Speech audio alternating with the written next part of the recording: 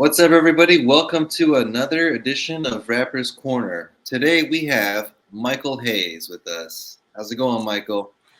Going as good as it can be. What's up, man? What's up? So, real quick, I want to talk about how I came about Michael.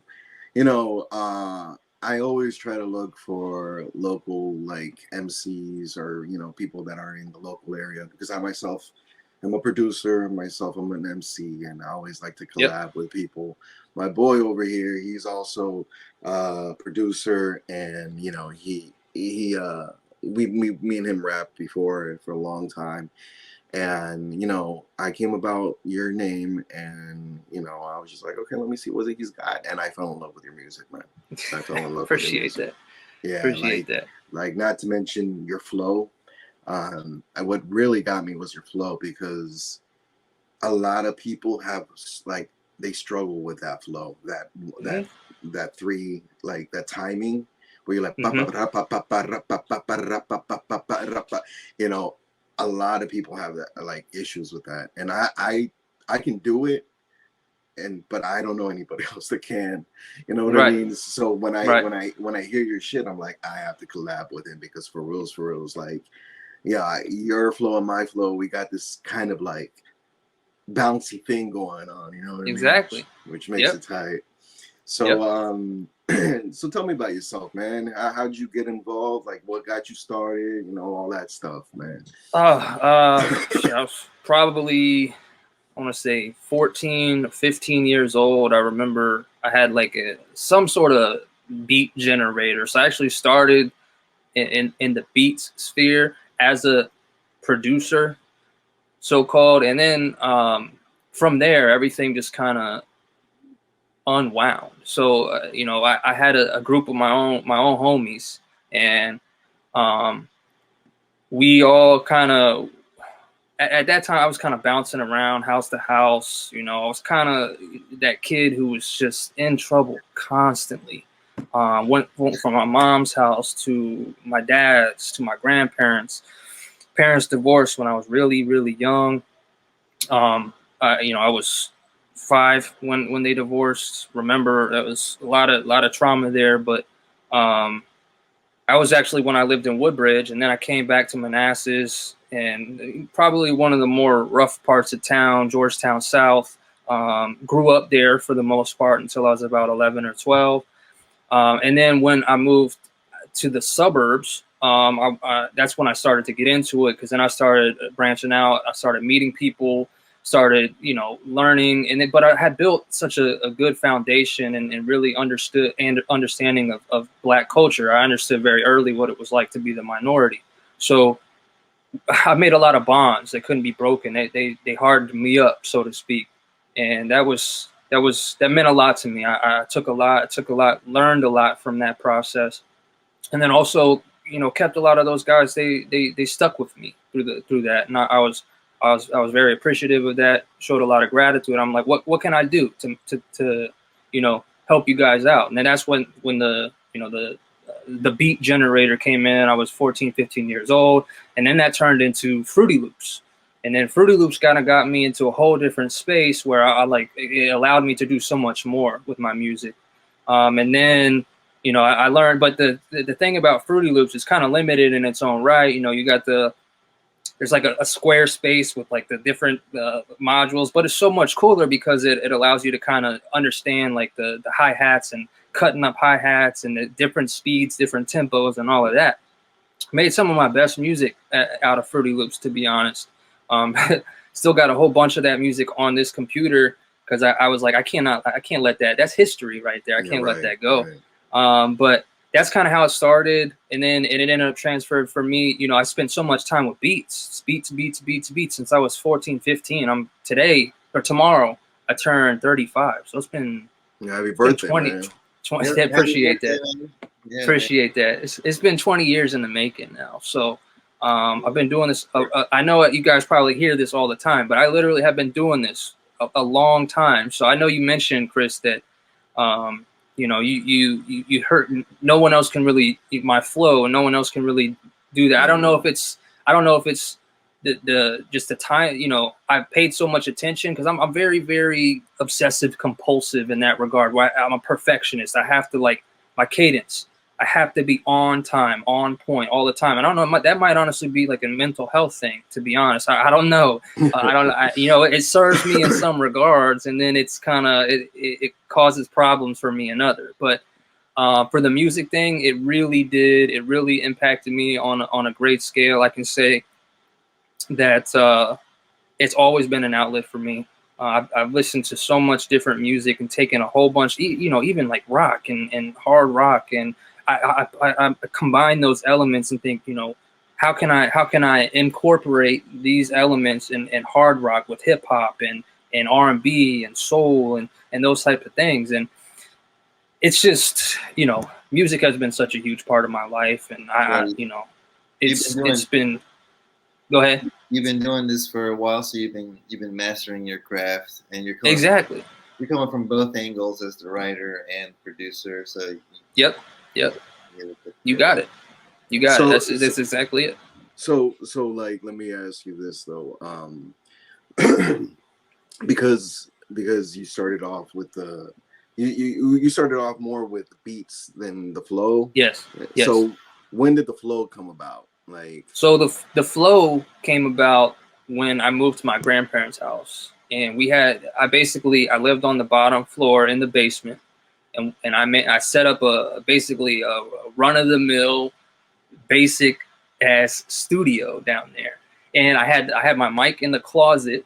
I can still picture it all to this day. Had my mic in the closet to kind of help with like some of the, you know, the ambient noise outside, and, you know, try to block out as much of that, and put stacked pillows up in there. I mean, it was just, you know, it's really, really funny when you look back thinking about that. But my boys came in and they were all sitting there in circles and writing to my music, but I was also writing too, because what else was I going to do? Just sit there and not, you know, I mean, I had to do something. I wasn't going to, you know, have idle hands while they were all doing that. So that's when I started writing. And I was terrible at first. Like, it was like, I knew I was terrible. You couldn't tell me I wasn't, but it was just honing and honing and honing. And then I'm like, oh, that's the timing that I'm looking for. And then eventually I came into my own, and I started, you know, making strides with the music. And eventually it came to, you know, a lot of the guys started to come and go, but I learned a lot from every single one of them. I was not influenced by each one of them. And you know, influences are everywhere, you know, and I feel like as an MC, I pick. Oh, I don't want that. You can throw that away, but I want this, and I, you know, I don't care who you are. You can't say that everyone who came before you, they didn't have anything to do with what you're doing. You know, it's just it's not reality. It's just not it's not true, and it's disrespectful to legends who came before, honestly. But even the people in your life, I mean, anything you could pull from anything. You could pull from your own history, your own traumatic experiences, for that matter. It's just, you know, it's a disrespect to the legacy, to your own life, and to the people who are in it, to be honest. So yeah. No, that's cool, man. Cause see, I started off just with the rap, with the flows. Yeah. Okay.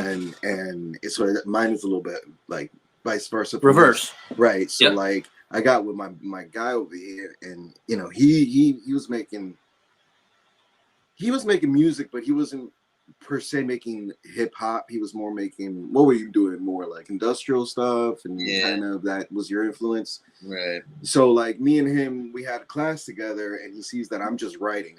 That was my thing, just constantly writing lyrics. And he was like, hey man, you know, let's do something, you know, that came later down the road. Let's do something. And I was like, yeah, sure, why not? And we hooked up, and throughout the years, I've watched him, you know, make music, and I always wanted to make music. So I started making music not too long ago. It's probably like 3, maybe 2 years that I'm actually making music and putting my verse to it and all that stuff. But prior to that, it was just writing. And like, you know, so the I've used Fruity Loops, like What I use now is Magix, and Okay. and this other thing called Soundtrap. But Yeah. Fruity Loops for me was a little bit complicated. Right. I got into it, but I was just like, what are all these little things and like dots? That's what I everywhere? mean. Like, That's what I mean. So yeah, like then my boy was like, I got this other program called Magix. You might want to check it out. And I used that. And Okay. I was like, okay, I can do that. But then from there I bounced back to Fruity Loops. I bounced to GarageBand. I bounced to different Reasons, all these different ones, even Ableton, however you want to call it. Yeah. And I still prefer my Magix, but I'd like to learn. I mean, once you use one, you kind of know how to use the rest. You know what I mean? Exactly. DAWs. But at the same time, though, like each one has their own specific things. Niche. That are, yeah. So exactly. So I bounce around. You know what I liked what you were saying, Mike, was when you're talking about like how people need to recognize sometimes you're going to be influenced by other things, you know. Yeah, totally. And it's insane to say like I'm Mr. Original, like myself, like, and if you don't have an influence, like how the hell you even get started, right? Exactly. Exactly.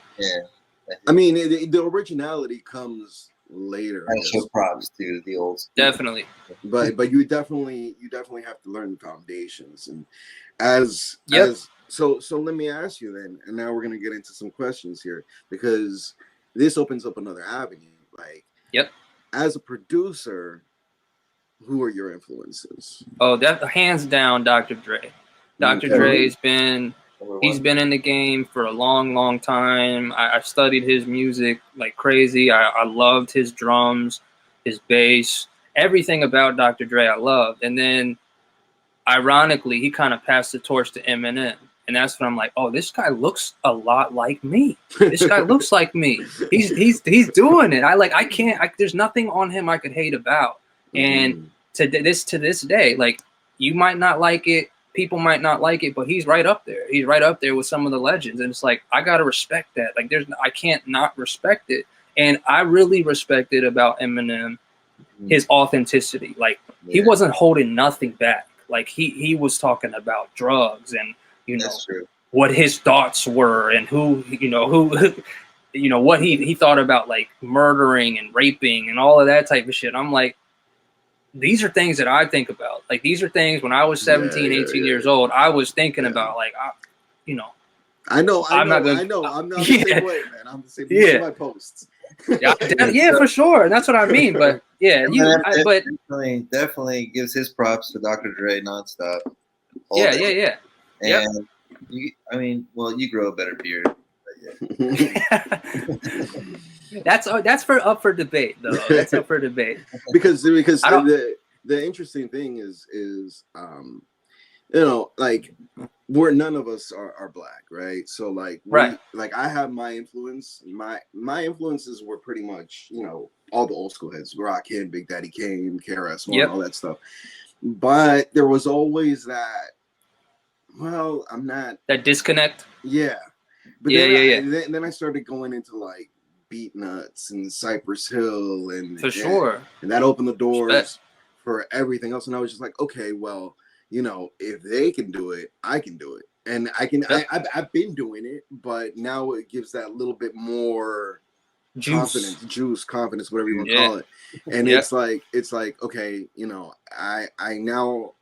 it opened the door for Latin rappers as Eminem. See, but I wouldn't call it Eminem opening the door for white rappers. I'd go way back to like Beastie Boys and Third Bass, but I think Eminem opened the door for the evolution of white rappers. I agree with that. Yeah, I do. Because like, you had House of Pain, you had your other white Vanilla rappers, Ice. Right? Yeah, and people joke about Vanilla Ice, man, but to be honest, like, no, he was nice. He was nice though. I actually knew him as a person. He's a nice guy in real life. And he is. And no matter what people say, at the end of the day, it's like Vanilla Ice did for hip hop. I mean, he internationalized it. Like you He can go did. anywhere in the world and you hear stop, collaborate, and listen, and everybody's like, oh shit, like Right. you know what I No, mean? you're right. And so that, I mean, you know, MC Hammer and Vanilla Ice, whatever. But at the end of the day, they made hip hop. They fed hip hop culture and made it a lot bigger To the rest of the world. to the rest of the world. So, you know, people in South America would listen to Vanilla Ice before they would listen to J. Rue the Damager or Big Daddy Kane. You know, so it's like, okay, this is rap. I can do rap. And then you have a whole generation of, you know what I mean? So you know, I understand that perspective. But prior to Eminem coming out, how did you feel as being that white guy? You know I think being the white guy. no, I mean that's a fair question. I think that the way I grew up and my experiences, like I mean I still have so many great memories, hard memories, but great memories because I was like friendly targeted in my neighborhood, but it built such character for me because I don't know who I'd be without that experience and just being around that culture, understanding what it's like to be, to be marginalized in your own little community. You realize a lot about how Black culture feels and what it's like to be not everything, because I can't even imagine what it's like to be Black, but you understand on a different level what it's like to be a part of that culture, and you want to find a way to get back to it because you have that little glimpse into like, oh, okay, that's what that feels like, but it's on such a grand scale you can't even begin to imagine like what it's really like, what it's like. I mean, what it's really about. I mean, Black people make up what fraction of 13% of this, maybe 15% of this country, and they got to go everywhere looking over their shoulders. And what's I mean, at what point do they we expect that not to turn to anger and not to turn to something else, something that's not conducive to progress. But how I can't even imagine what it's like to feel that way. And I understand the privilege I have being white. Absolutely, I lean into that, and I try to use my voice to dig, to give back. I try to use my voice to plant my feet, plant a flag, and use that platform so people will hear me, hear what I have to say, and I do that because I have a lot of Black, I have Black friends, and I want them to be in a position where they can succeed. I have brown friends like you guys who, there's still no equitability in this country. And I feel like if we get to that place where people aren't treated based on their skin color and are treated based on their character, I think we would learn a lot. We learn a lot from each other. No, most but man. the white people in this country, especially the older white people, and they've passed down this idea that, oh, don't you got to be afraid. You got to be afraid of these people. Don't let them come. Don't let them get too close to you. Don't let them. That's all. It's all fear. Yeah, it's all fear, and then fear manifests in like different ways, and that's why racism is still alive. It's all based on fear. It all comes from fear, and I learned very early on that what am I to be afraid of? I mean, we it's all the same thing. It's all we're all the same. It doesn't matter. I had Spanish friends, I had Black friends, and it was just that community. We were all kind of doing it together and taking strides together in life and trying to figure things out together when we were young. So it's just, and then from there, it's like what do you do? I mean, where do you go? You grow up, you become an adolescent, and then you become an adult, and people come, people go, but that those lessons they stayed the same. And what I learned from that early experience was something's not right, and there's not a lot of justice out here. And you listen to No Justice, No Peace. I mean, that was a huge part of that influence when all them police murders were happening against Black people, and they were being televised on media anyway.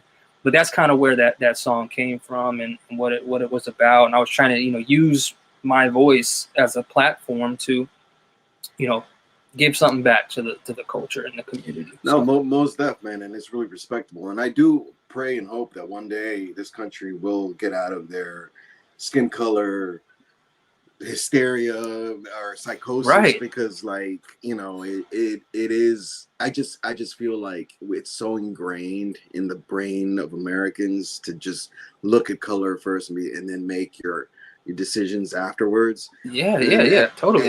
And it sucks. It sucks, man, because, like, you know, in other countries, like in South America, for instance, you're white, black, brown, whatever the fuck you are, but if you are a good person or you come correct, then you that's it. That it's all that matters. They're all South Americans there, you know, exactly, like whether you're white, you're black, you're brown, they're all South Americans. I don't feel like we're all Americans here. So no, and that's where you get this. It is a melting pot. Yeah, you get this. It is conflict at times with people and stuff like that. Yes. Let me ask you one more question here. Sure. In the progression of rap, okay, like from as far back as you can remember, listening to your first rap song to where it is now, like, would you be happy with where hip hop is today, or are you not happy with it, or what are your feelings about the progression of it, like from, you know?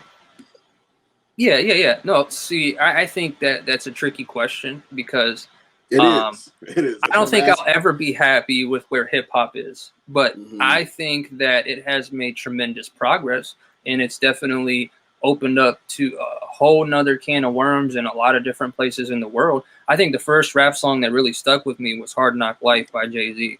I mean, that really, I think Jay-Z was the first rapper that I ever really, it was really an inspiration to me, because his flow was just dynamic. I think there was something about his flow. It was kind of lazy, yet dynamic. And he just made it look so effortless. And I'm like, wow, this is strange. Like, this is very strange to me. And I think he was really the first one that kind of stuck a pin in the veil that, you know, that cut everything off from the white people, you know, from the white Americans. And he was kind of the first one to kind of, like, you know, put a pin in that and kind of start taking it down, taking that pen and drawing it down the slate and drawing it down the veil, and like, hey, look at me, I'm on this side. You're not gonna get away from this without noticing me. But there are reasons why, you know, I'd say that hip hop culture is not where I want it to be specifically, but all those reasons we've talked about already.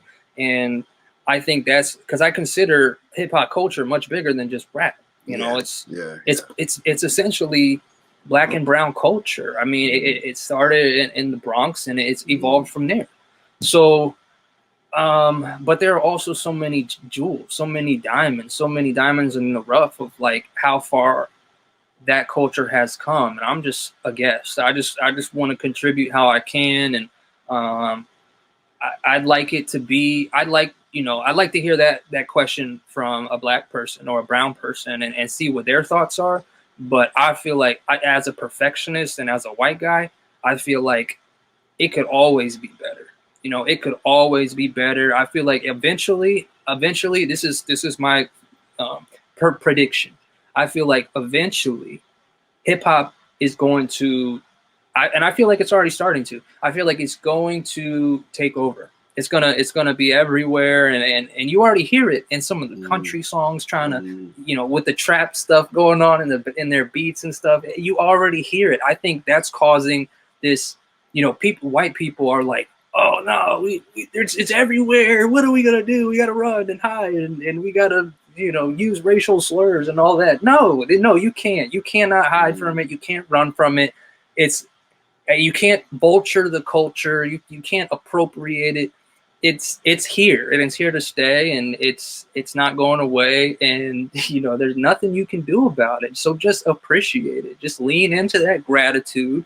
Be you know, appreciate, you know, enjoy it, and sit your ass down. You know, if you don't want to support it, sit down. Just be quiet. Move somewhere else. Move out of this country. You know, I thought I Well, had to be the one to move, but no, you got to move. well, You don't like what's going on. I mean, you like you said, you move anywhere today, and you're gonna hear it. I mean, it's just Exactly. what it is. It's So everywhere. like I personally like I do appreciate that it's everywhere. I do appreciate the power of it, but at the same time, I'm like.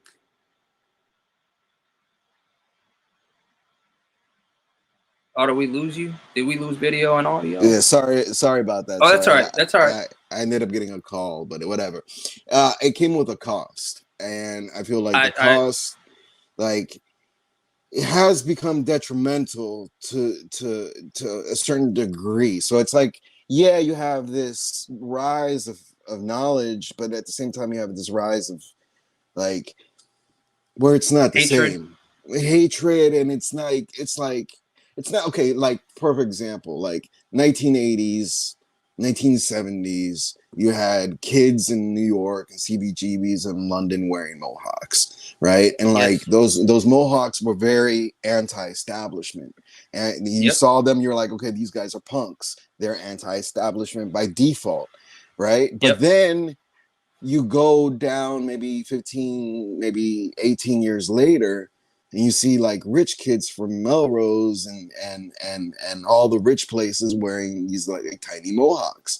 So I'm like, what I've come to realize is that like what the issue with this country with certain things, well, everything, it's like you start off a noble cause, but then it becomes saturated with oversaturated, and it becomes like, okay, now it's in style to listen to, well, not right now, but let's just say like a couple years ago, you can get with this or you can get with that, you can get with this, and it came in like a hamster like commercial driving a car. So you know, I'm happy that it's at that level, but I'm like, yo, like, it came with a cost, you know. That's the thing about capitalism. It'll make you decide. You have to be the deciding factor. Like, am I gonna let this go? And that's why I feel like capitalism. And this is where we piggyback and lean into the political side of it, because I feel like capitalism, crony capitalism, at this point has made it so it's even more prevalent, because they know that the consumer is out there and they're eating this stuff up. They're like, how can I appear more black? You know, how can I make it's crazy because like I'll go to Target and I'll see like a Wu-Tang shirt for sale, and I see like a 12-year-old white girl wear it. I'm like, what do you name one lyric? You know what I mean? Like, name one thing.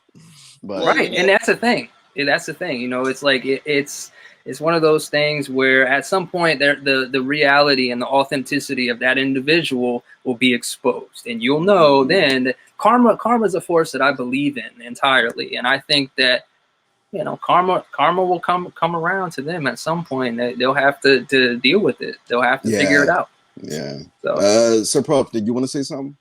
It just made me think of like a lyric that you wrote a long time ago about how, you know, the way that they make it look like is that you're like in the ghetto driving Bentleys and stuff. Yeah. I mean, it is what it is. Like, you know, so it's not true. Like I'm both happy. I'm both happy, but I'm heartbroken. You know what I mean? Because it's like, yeah, you know, this is what we wanted at one point, but now it's like, yeah, man, like, I don't know if I want it like this way anymore. You know, I want it like back to how it used to be. But you know, everything grows with progression. I can't stop time. I have to grow with it.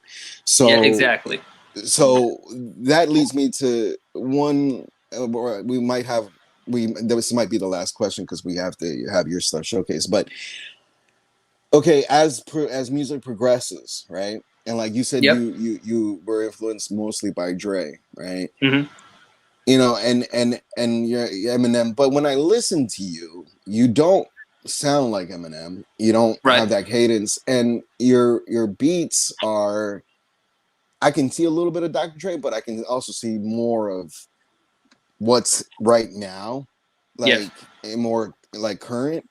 So sounds like you keep up with the times. You're not a fool to how music changes. So for a while. because I wouldn't call what you're doing trap. I wouldn't call that. I'd call it hip hop, but I call it like how I do it, where you have that flow, you kind of incorporate it, you kind of have that, you have that, you know, that speed, but you're still like rapping like a boom bap flow with a bounce. You know what I mean? Yeah. And that's a beautiful thing, man. That's what I'm saying. You're repping like MCs. You're being an MC. You know? Exactly. Not just a rapper. You're being an MC. My early music. Yeah, go ahead if you want to say something else. I was just gonna say, just for people that don't know what I'm saying in the world here, when you flow to trap, you're gonna flow or you're gonna flow da da da da da da da da. You know, what's more interesting? Right. So, but the way you flow it, it's like da da da da da da da da. So that's how I flow too, and that's where it's like we're still keeping it old school in a way, but now we're being more current with our hi-hats, our basses, our speeds, our tempos. So you know, so my I guess the fundamental question is, what do you like better? Do you like the old stuff? Do you like the new stuff? Do you equally like them? Like, well, I think, I think when my early stuff, when I was still early, a lot of the stuff you have not heard, you would say, oh, I can see Dre in those drums. I can see Eminem in those vocals. But now, we were talking about identity before. Now I've sort of stepped into my own identity and like, I don't want to be like Dre. I don't want to be like M. I want to be like me. And I think that has moved my game forward exponentially. But I'm starting to I appreciate different aspects of it. You know, I don't want to see boom bap hip hop die ever. I don't want to see that happen. And I feel like it was to the point where that was happening, and I'm like, I don't want it to. Like the golden age of hip hop, that's where it's at. That was the foundation. If you want to talk about, I mean, even before that, you know, you can argue that there were hip hop was formed before even that. But the golden age of hip hop is you can't discredit it, and you have to pay respect to it. So I really don't want to see it die, and I think that was my attempt to allow it to live in that, not only that video, but also in my lyrics now. You know, I trap music, I'm trying to, you know, make it so I can combine the two and form a completely different version of trap music. I don't know what that is or what you call it, or, you know, whatever it is, but that's what I want to sound like. And these other guys out here doing so-called trap music, that to me is like, nah, you're not gonna mumble rap your way to superstardom, even though that's what's happened. Yeah, and I think I'm so, like, you know, irritated by that fact. Maybe, I don't know. I'm at the end of the day, I'm worried about what I'm doing. That's why I call it a hobby, because it's like I don't have any, you know, I don't know who I want to be or what I want to do at this point as far as music is concerned.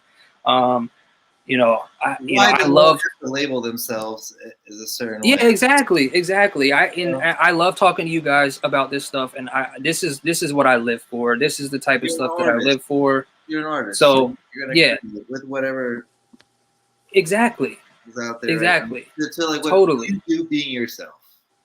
You know? This is me. You know, love it or hate it. This is me. Yeah. You know, I don't. Yeah, exactly. I'm not afraid to admit when I make mistakes. I take full accountability for the things I say and my own actions. And, you know, I like to think that my level of emotional intelligence is pretty significantly high, and I'm cool with that. Like, you don't have to be like this guy who's you know, closed off emotionally to rap and to like there you can feel different types of things, and, you know, however that manifests in the music or in your lyrics, that's fine. Like, you're not gonna hear me judging anything. But at the end of the day, I love to, you know, see old school rap and new school rap kind of merge and become, I mean, it's already in country. So why can't we make a new genre and let that be a new genre? So I don't know. That's my answer, if that makes sense. No, it's good because like we are facing this change in what hip hop is and where it's going and so on and so forth. But I mean, you know, I'm 40 years old. You're gonna be what, 30? You're 35. 35 tomorrow. My boy's 42, 41. So it's like we are technically the old school, you know. So so it's like, you know, what are we gonna do about it?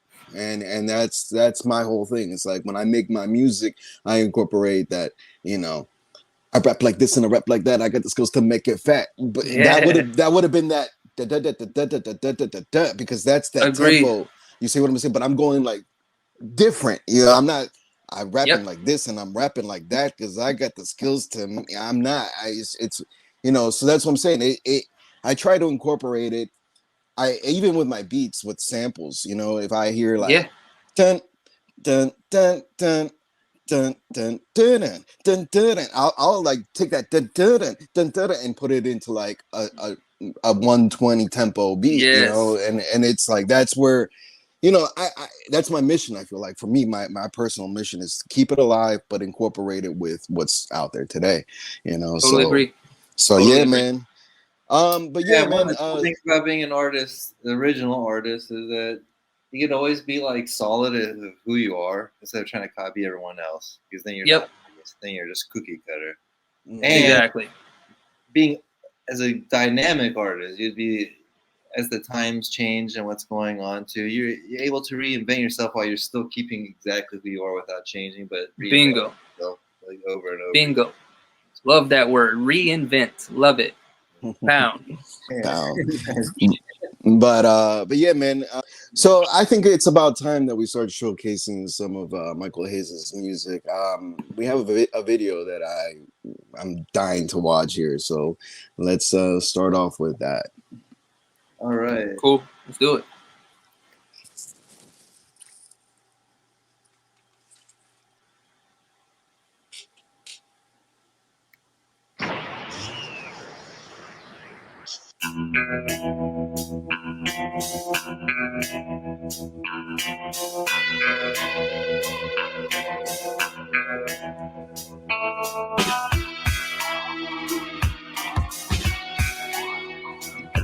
Yeah.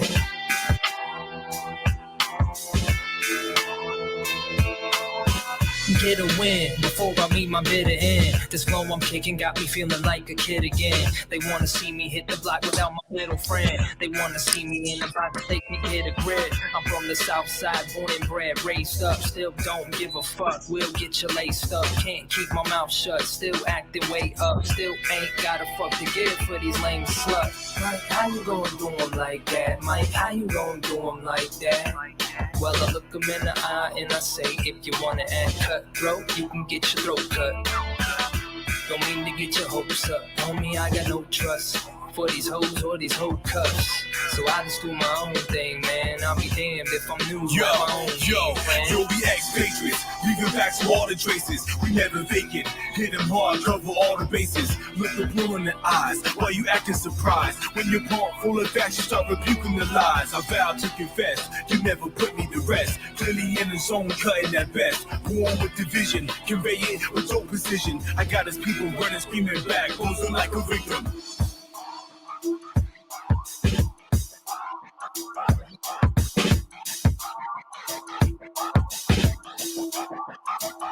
Another masterpiece, lyrically chanted upon your mental peace. Is my victory, emancipating from your misery. It's never glittery, the truth will always burn and set you free. It's the best of me, I keep a thorough through the recipe. In my own country, I'm an expat. Wow. Trying to be the best at what I'm best at.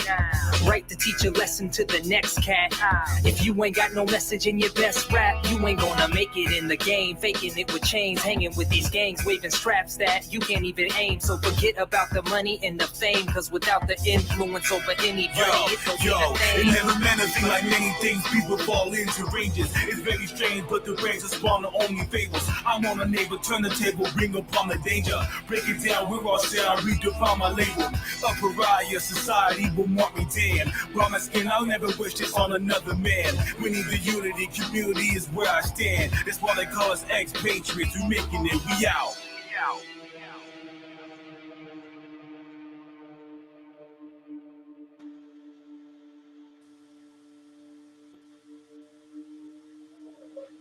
Yeah, that was pretty dope. Yeah, that was, man. Yeah, that was pretty dope. I forget sometimes. No, man, I really like your flow on that. Where it's like where you're like something where like you cut the rope, or you said something where it's just like you cut and then you pause and you're like the rope or whatever. But I really dig that, man. Yeah, and it cut definitely, throat. You can get your throat cut. Yeah, there you go, there you go. Yeah. But it makes me really want to like collab. So yeah, man. Oh yeah, man. Like we can do was a tight. I like the way the video is recorded too. It's plain, simple, cool, like actually relatable because you know we live in this. Yeah, that dude's for real. Like he's good at what he does for sure. Your homie is sick. You're sick on there. The beat's sick. The lyrics are sick. The flow's sick. The sound quality. Yep. I'll give it cool. 5. Appreciate that. Yeah, man. No, most definitely. And you know, since you know, and I have to ask you. So you made the beat? Yeah, I did. I made that beat. Made that beat. We even had a contract. I had to sign. I was like, you know, it was pretty legit, like how it was laid out. But I'm not used to doing none of that shit. You know, I just do it. I make the beat, and then I like, here, you want to jump on it? Okay, cool, jump on it. Like he was like, I have to have this beat. Anything I make from this it'll go half to you. So it was like I haven't even followed up on any of that. I don't think it really gained that much traction, but. You know, he's for real about it. He's still trying to do it. And I'm like, hey, you know what? It is what it is. But I just do it because I love to do it. That's why I do it. So.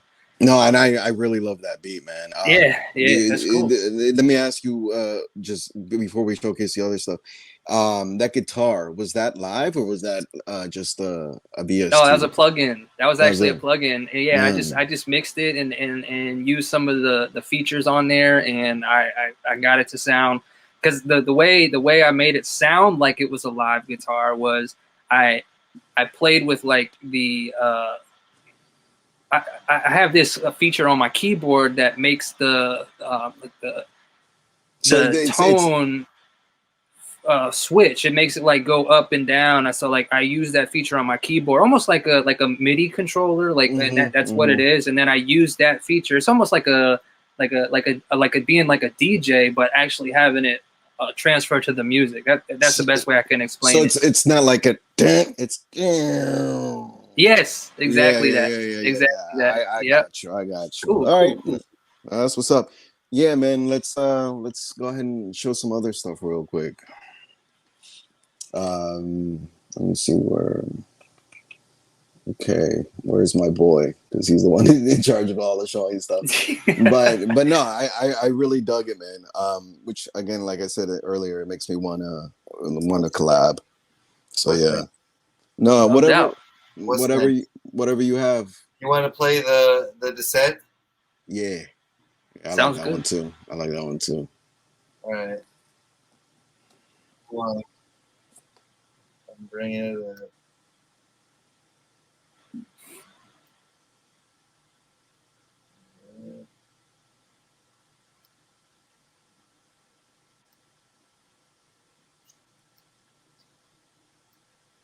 I mean, I'm glad we got you on this, man. Me too. I was excited. You got mad talent, man. Yeah, I was excited about it. I'm glad to be able to share it with you guys. Thanks for sharing.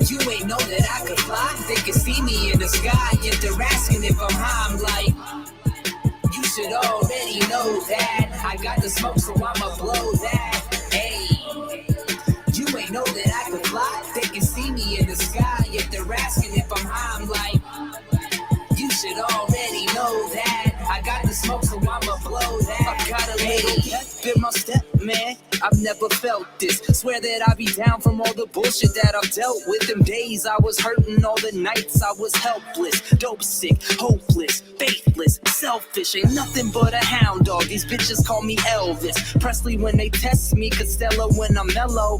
Feds be on my Facebook. I tell them honkies hello. That's why these Denver Nuggets got me nicked like Carmelo. Guys assume that it's the truth and can't be lies, cause it's televised, but all you hear is white noise. Open up your jealous eyes. You've been trapped inside the box. Guess I gotta tell them why. Say what they don't wanna hear. You can call me Malachi, but I'm only one man, so really who the hell am I? All I know for sure is that you're either gonna sell or buy. But ask yourself, would you rather live inside this hell or die? Take some time to think about it, and I'ma let this cello ride. You ain't know that I could fly. They can see me in the sky. If they're asking if I'm high, I'm like, you should already know that. I got the smoke, so I'ma blow that. Hey, you ain't know that I could fly. They can see me in the sky. If they're asking if I'm high, I'm like, you should already know that. I got the smoke, so I'ma blow that. Hey, pick a book up, trick, and set your phone down. Stop riding so much dick and get your own crowd. Quit swapping so much spit and hit your own loud. You know I got mine. I'm in my zone now. So much on my mind since I've flown down. How can I make a difference? How is it I'll go about trying to erode their doubt? Get them all to focus now. Coming out from underground. You can ask a locust how. Got them saying, every time I come around, know that I'ma stop the show, know that I'ma shut it down. Suckers worship money now, so I keep the gun around. Black, white, or colored brown, don't matter, I'll buck them down. Please don't make me do it, cause man, I don't discriminate. Never been pretend to fake, never had to imitate. I'll be here forever, so you can draw a figure eight right next to my name, and the game is on my dinner plate. That's why I'm saying, you ain't know that I could fly. They can see me in the sky. If they're asking if I'm high, I'm like, you should already know that. I got the smoke, so I'ma blow that. Hey, you ain't know that I could fly. They can see me in the sky. If they're asking if I'm high, I'm like, you should already know that. I got the smoke, so I'ma blow that. Hey, you ain't know that I could fly.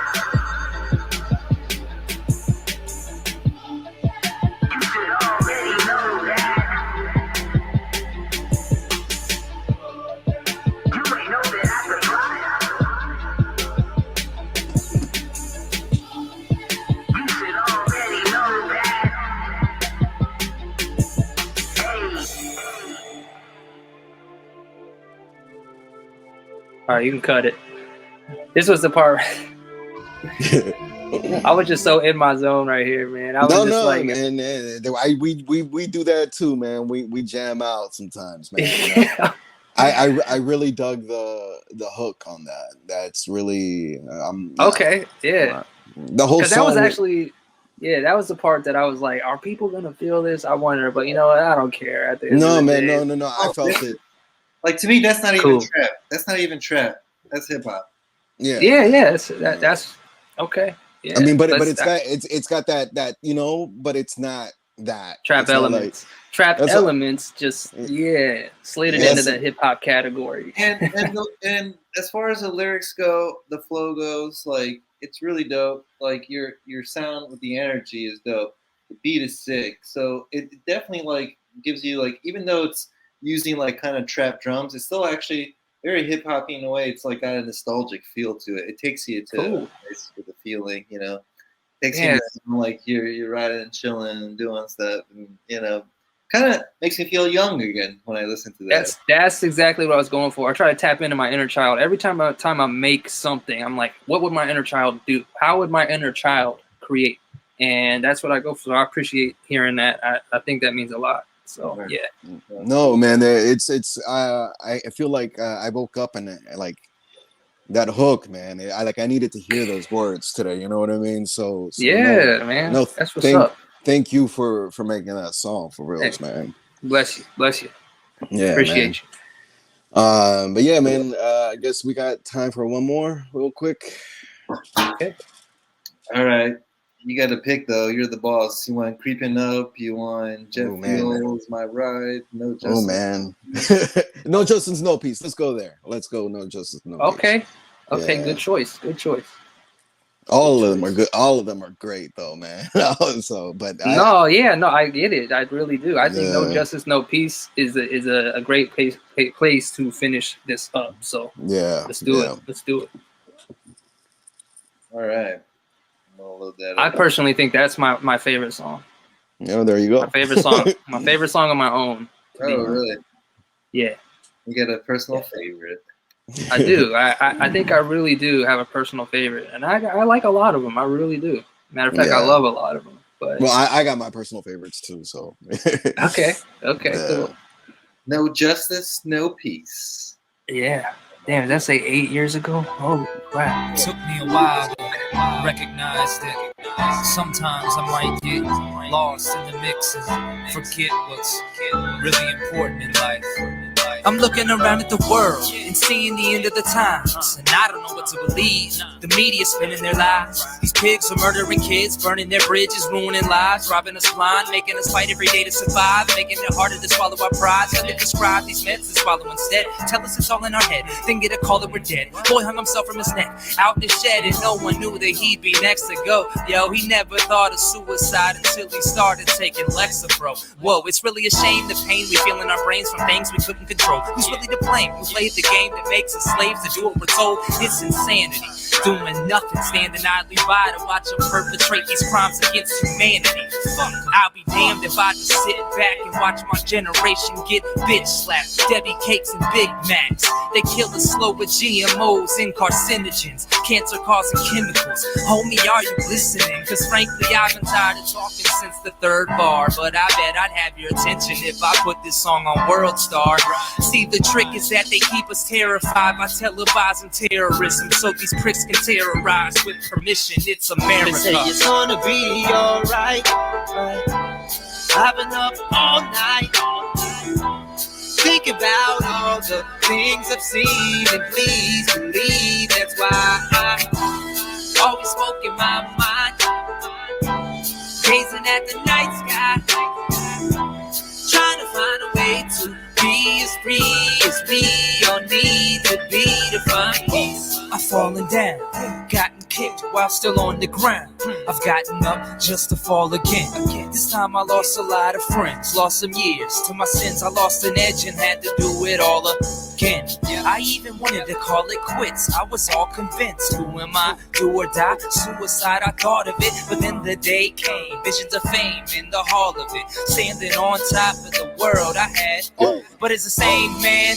I'm thinking, okay, man. Honestly, would I trade my honor for more property? Sacrifice my modesty, murder my morality, turn my personality upside down for more salary, burn more calories, pal, and less brain cells. State jails love when you break and can't make bail. $1,000 fines and jail time for an ape. Well, we all ain't judged on the same scale, going through different forms of the same hell, blinded by the same veil. Obstructors just enough that our faith fails, but maybe one day our lives will make for a great tale. And mine is of the night and broken armor, blood stains on my chain mail.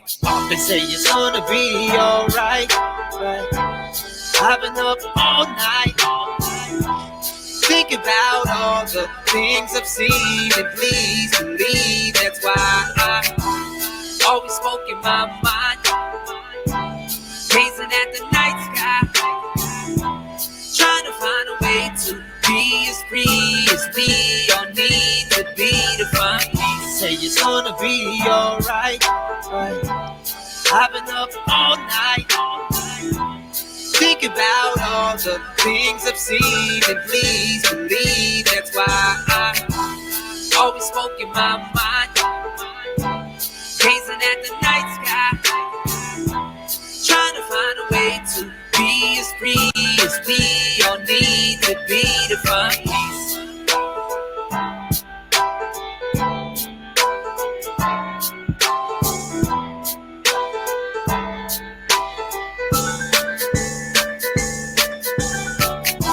Damn.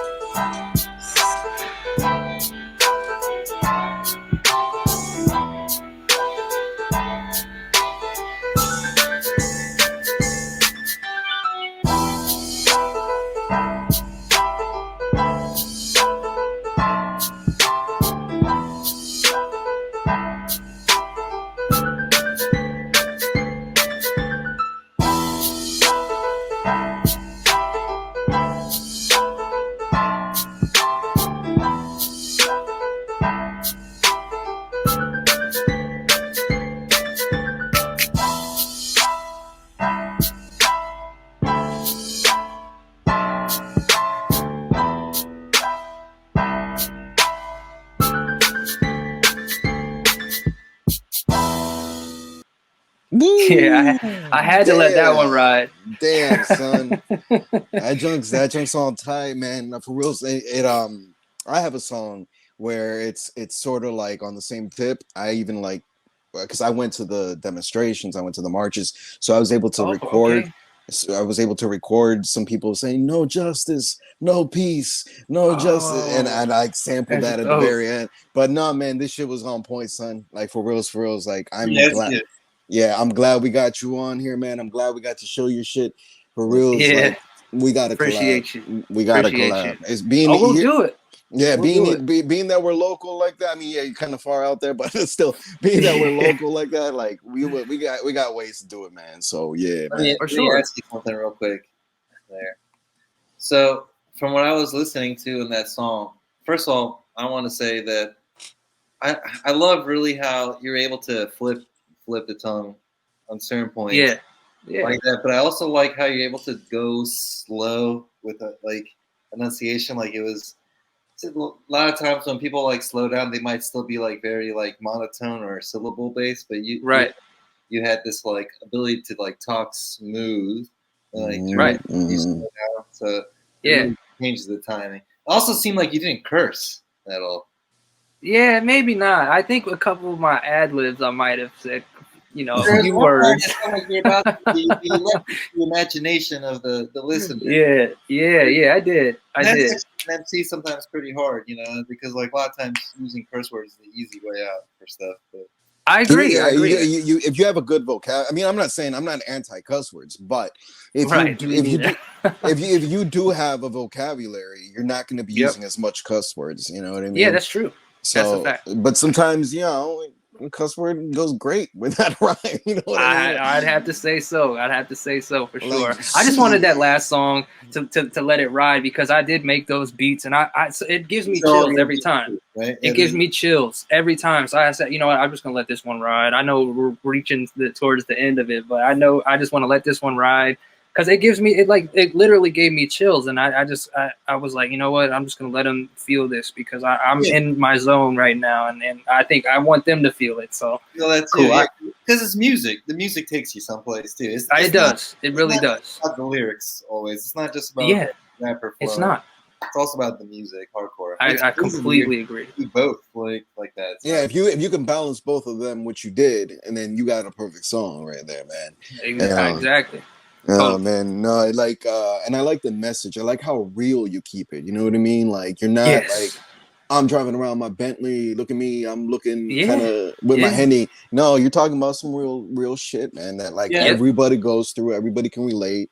So it's you got good taste. You got really good taste when it comes to your beats. So far, all I can say is that as a producer, your taste is good. So if you like Dr. Dre, that's good. I mean, but you got a good taste yourself. If he's your influence for having a taste or whatever, that's really cool. But you definitely sound to me a little bit different than Dr. Dre. But I love that sound like that you do. Like, I would that's flow on beats like that you make. That's kind of beats that I would select for myself as an MC. Yeah, man. Yeah. I mean, that's my identity at work, I guess. That's all I can really say. Yeah. And definitely like your flow and ability and like your delivery, it's so smooth. And especially certain parts where like the beat really hits like boosh, and you say a certain like word at that boosh, and it's like every hit is like you say the word that gets it on. It's like keeps the beat moving, right? Yeah, keeps the song moving. Yeah. No, I try, man. I try. I really do. I appreciate you guys, man. Yeah, man. No, and also, we appreciate you being on here sharing this. This is awesome music, everyone. Thank you. Thank you. Everybody, check him out for reals. Michael Haze, man, on the for reals. And like when so that first song that we heard with the video, that was your beat, your song, and you featured him, or okay? Well. Okay. That's what I'm saying, right? Like he would have that's the paperwork at work there. He's like, I gotta have this beat. I'll if you sign over the rights, I'll send you some basically like the what do you call them, the royalties or whatever. I don't know. But I'm like, you want to keep it, because I didn't even consider that my like best work. You know, I really didn't, to be honest. I was like, if you want this beat, I'll give it to you, because that's more his style, I guess. Like he's kind of futuristic ninja type of dude. So you still work on making your own beats? Yeah. You're flowing. So yeah, for sure. Yeah, like I sit and I write to my beat, and it's on loop. Always on loop. Those are all of my beats, and I'm like, you know what? All of my beats, and I'm like, I'm just gonna write on loop. And depending on how I'm feeling, it's like, you know, I might get writer's block at times, and I might have to step away and then come back. Do you ever use other people's beats or just yours? Just mine. I mean, all of those songs you heard are my beats. So I do generally use other people's beats, but all of the things that you see, or maybe not all of them, but all of the things that I've showed you today are all my beats. Yeah. Okay. And then, no, that's really, I mean, that's a lot. That's a lot. Yeah. I mean, because like we talk to other rappers. Obviously, this is a rappers thing, you know, and a lot of them, they don't make their own beats. You know what I mean? There's only a selected few that do. For sure. And when it comes down to it, it's like, I'm not saying if you can't do beats, then you suck. I'm not saying that, but what I'm saying is that if you want to put your whole heartedness into it, I suggest you learn everything of it. You know, not just the flow. Yep. It opens up a whole new world. It's like, why do you flow that way? It's because the beat is this way. You see exactly. And so, from producer to producer, between you and me, and also as an MC to MC, I love making beats to make a certain feel, right? Exactly. Sometimes, though, it's tough to just like spit to one of my own beats that I make. Sometimes I know exactly what to write. You ever feel like that as a producer? I do. And I think that's probably why I have like so many beats that I have not finished, because it's like, I don't know what I should say on these beats. I don't know. It doesn't really hit you the same, you know? And I got like 100, you know, like I had 500 at one point, and then I started using Logic, and I got like 150 beats, and maybe like 10 of them that I've written to. So yeah, I absolutely do feel like that all the time.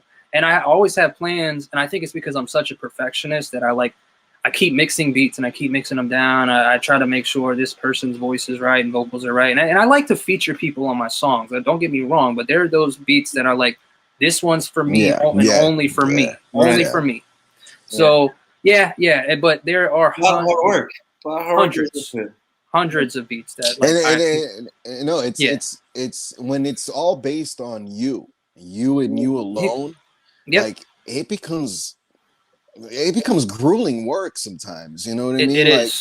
Don't get me, I love the whole process, but you make the beat, you're like, okay, fine, let me put these headphones down. No, I got to put them back on because now I got to write to it, you know? And then once you write to it, you have your shit. Now you have to distribute it. Now you have to make your logo. Now you have to make your design. Now you have to put it out. So it's a lot of work that's why a lot of people don't make the beats. You fall under that 1% of musicians that actually do both.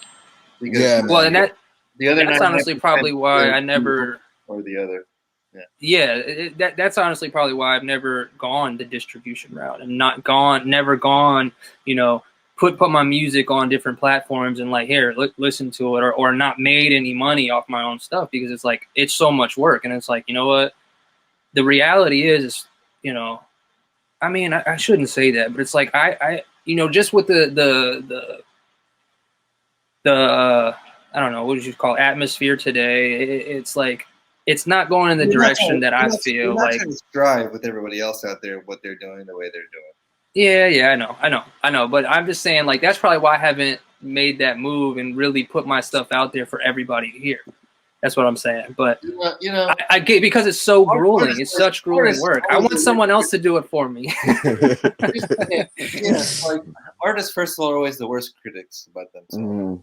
I know it is. I'm a perfectionist. That's what I told you. I am a perfectionist. I'll be mixing and mastering until my life is done, and I'll keep doing it until I'm 90 years old, probably, or however old I get before the end. So. Studio is a safe place, a happy place. It is. Absolutely. You know, So, it's but you know, still, man, like you should. I'm not gonna tell you what you should do or shouldn't do with your music, but yeah. man, I No, would I know. love to. I would love to listen to it in my car on my Apple Music stuff playlist. You know what I Yeah, mean, or yeah, Spotify or whatever. That Like, shit out, man. yeah. you know, it's Well, I got you got. appreciate that. Yeah, man. No, and I'm not saying this because you're a guest. Okay, I'm not. I'm saying this because I genuinely like your Yeah, music. Like, I agree. Okay. Like, yeah, I mean, you got, like I said, you're doing something that only a few people out there actually do. You know, realistically speaking, mm-hmm. Appreciate that. and the Appreciate Because people that. that because Respect. try to because do look, it, none of them are I'll, all good. A lot of them are like, have I'll an put it answer. like this, like You got a really good professional sound to what you're doing. like real quick Okay. too, like me and my boy here, a little bit into our past. I know we're running out of time, but just real quick, we have been in contact with Cypress Hill. We've been in contact with Mellow Mayonnaise, which was one of the first original like Latin hip hop Oh shit. guys, Okay. like one of the godfathers, right? But what we come to find out, and it's not bad mouthing them or anything like that. But what we come to find out is, and this is like we started with them, we started realizing this is a lot of different people. They don't know how to make beats, and so they will always Really? go to like I mean DJ Muggs makes their beats, right, and that's Yeah. fine. But if they're doing their solo stuff, like Uh-huh. they're always asking for other people's beats, and it's like really Huh. like now for a group that's been out there for 3 decades, 4 decades, You would think they found like another in-house producer or something like or that. themselves, and it's just Exactly. Well, no, that's because the them or anybody. This is like a lot of people in the game. Chris is just like saying that because we like. Okay, well, I know a lot of people in the industry, and I'm gonna tell you guys right now, whoever is listening, and the reason why it's like this is for a couple of reasons. One is that there's gonna be a lot of artists out there who either just write, and there's a lot of artists who are just gonna make beats. Because to get good at one or the other, that's what the focus is. That's what I'm trying to be. So Yeah, yeah. they put their all in it. It's really Absolutely. hard for someone to put their shoes in two different boats, being a producer and a writer at the same time. Totally. And Totally agree. it's totally different ball game, or just the ball game. Just like DJ Muggs, who makes the beats like Chris Talma for like Cypress, you don't see him flowing on the beats. You see them flowing. You don't see them Exactly. the beats. You see them flowing to the beats and stuff like Right. that. And you would think with computers now, and not everyone has to buy like a freaking multi-track recorder and have a mixer and Yeah, exactly. and all this kind of stuff. You can just do it from a laptop. You would think, like, okay, why can't you make beats and with a DAW or a DAW, whatever, and nice USB microphone and a little MIDI keyboard with some VSTs and stuff. But you can do that, but still, wherever people put their focus in, so where they go. So, Yes. So to be the guy who's doing that and everything, the mixing, the mastering, playing all the hats, that's a lot of hats to fill. That's a full plate. A lot of people don't get that. And that's actually one of the most beautiful thing about being an original artist and the independent artist and all that kind of stuff. So I got to give you mad props, man, because Appreciate that. It's rare when you find someone who plays all the hats, who's mixing, mastering, editing, engineering, making the beats, writing. And for years. Yeah. So I'm still a little shaky on the mastering. I've learned a few tricks and tips from mixing, but I do let Lander do a lot of my mastering work. If I'm going to be performing that song and I need a quick mastering done, I do let them. But I do try my hand at it, and I'm working at getting better at doing that. So yeah, it's a lot. It is a lot. You're doing a great job, man. I'm the same way. Like Appreciate I'll do my little things, but then I'll lander it. You know what I mean? Okay. So yeah. I know what you mean. Like for me, like I said, I've only been actually making music 2-3 years. So okay. Like making the music. Writing has been since 6th grade, though. So like okay. Yeah, I used to record at this guy. Yeah, that's cool. I can tell you guys have like a dynamic, fluid relationship. Yeah, and I don't know, I don't know, Sir Puff, can you move your head for just a second? Do you see that thing on the wall right there?